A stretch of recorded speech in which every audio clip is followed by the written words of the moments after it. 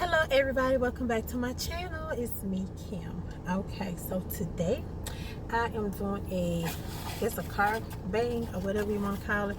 I have some nachos from Taco Bell. They look so good. They have shredded chicken on it and also the pineapple whip drink, and it tastes really good.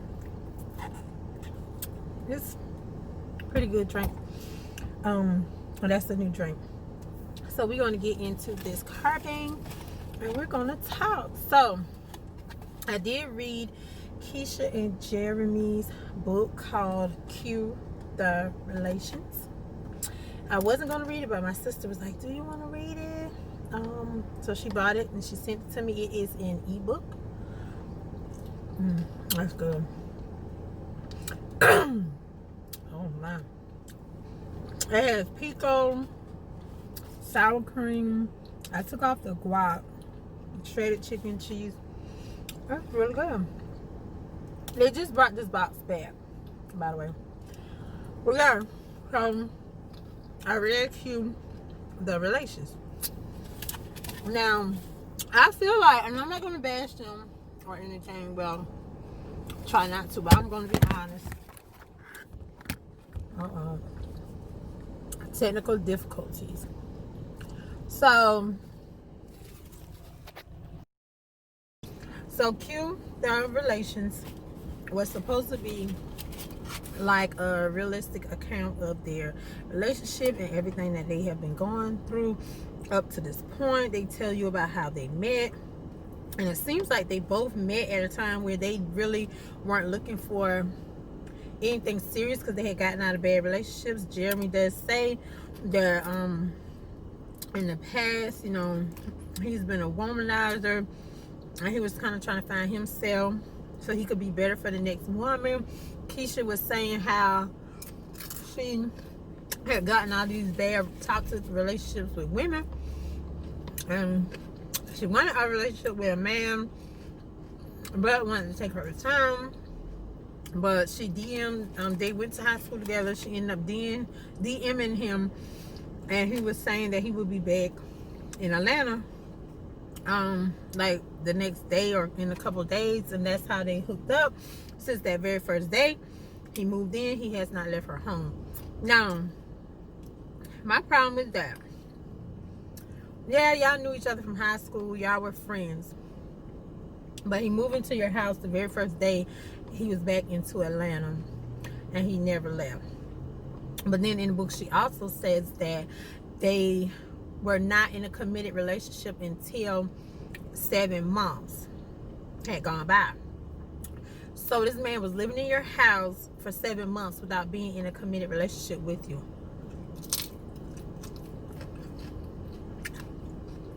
I'm going to assume that y'all were sleeping together and acting as a couple, but you were not in a committed relationship. Now, Jeremy, I know he got a lot of slack from people when Keesha first showed him on her channel, and he was a lot of people were saying Keisha's taking care of him, you know, that's a good, y'all. People were saying that Keisha was taking care of him and he was just using her for her money because she was doing really well. And he did mention in the book that Keesha was the type of woman that did not or would not accept anything from anybody. And she said the same as well. Well, he said he had savings, like 6 months worth of savings, and that he would offer to pay the rent for Keesha, and she kept saying no.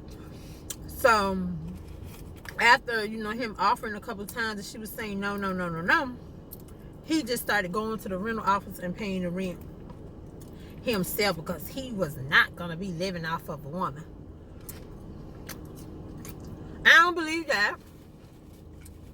I don't believe that he was begging this girl to take his money. I don't believe he had any money. But, hey, that's just me. I feel like this book, the whole time I was reading it, they were trying to convince me or convince the audience that they were in love. That's what it felt like to me. I mean, I was reading it like I was trying to, like they was trying to prove to us or convince us that he loved her. Because I'm going to say, I feel like she really loves him. She is in love with him. Now, on his end, I'm not so sure about that. But it felt like the whole time they were trying to convince us that he loved her. Based on the things that they were saying. The book did not feel genuine to me. I think some things were exaggerated. And I do know sometimes when you're writing, Brian is actually an author. He wrote a book before. Sometimes you do exaggerate things to make it more appealing to the audience, to make it more exciting. Some parts to me felt like I was watching a horrible Tyler Perry movie. When Keesha talks about being dragged out of the car by her ex-girlfriend at a truck stop, and I mean, maybe it happened. I can't say she didn't experience that, you know, and I'm not going to try to, you know, domestic violence is never okay. But I just felt like I was watching a really bad Tyler Perry movie, or I was watching a horrible Lifetime movie with some of this stuff, how they exaggerated things. So, but anyway, like I said, I felt like I had to be convinced the whole time that Jeremy loved her based on how they were talking. So by now y'all know Jeremy did cheat on her more than one time, and she stayed with him. And they also say a lot in the book. You can't judge people basically because either you've never been through what they've been through and you don't know how you would handle it, or because you what were they saying? It's like they were trying to convince us of stuff, like to make them seem so genuine, or make it seem like they're the only person in the world that have been through these situations. There's a lot of people that have been cheating on. I've been through that, and I left.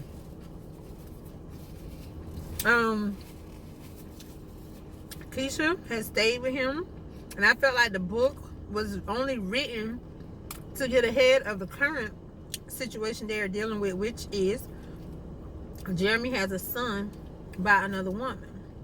So I felt like they threw this book together so they can basically make money off of their story instead of it being told by somebody else and they're not benefiting from it. So I think it was, they put this whole book together really quick before it got out that he had the child. They wanted to tell their story and tell how everything happened. There's nothing wrong with that.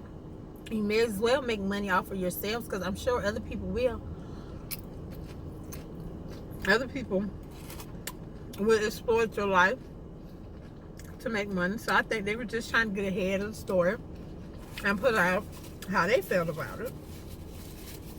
Keesha has encouraged him to have a relationship with this child. Cool. I mean, it's not the child's fault. But at the end of the day, you have 3 kids by him. And you are still just his baby mother.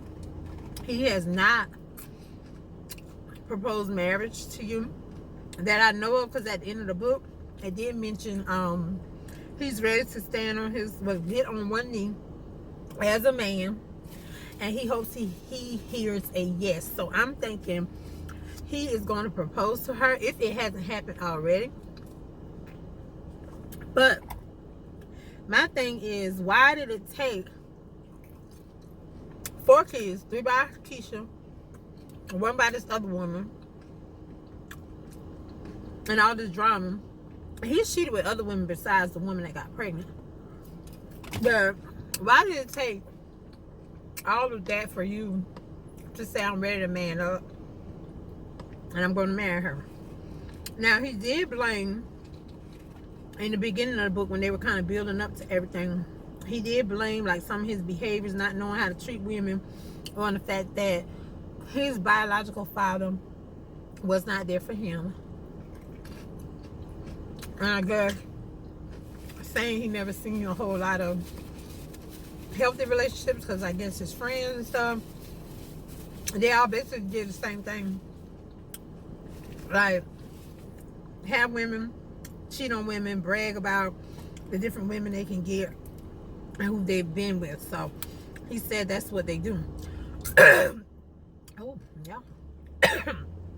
Am I gonna choke?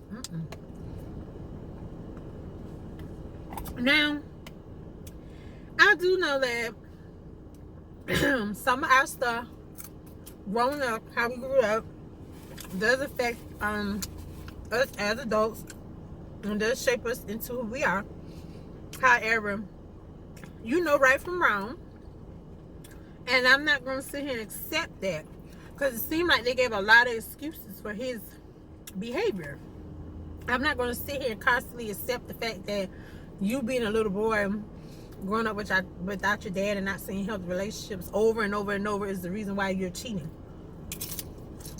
No. You're doing it basically because you can. You're doing it basically because you can do it.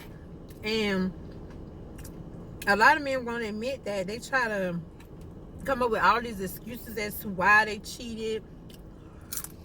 But at the end of the day, you had an opportunity to cheat. You knew you had a wife or girlfriend at home. You knew you could lose them if the woman found out that you was cheating.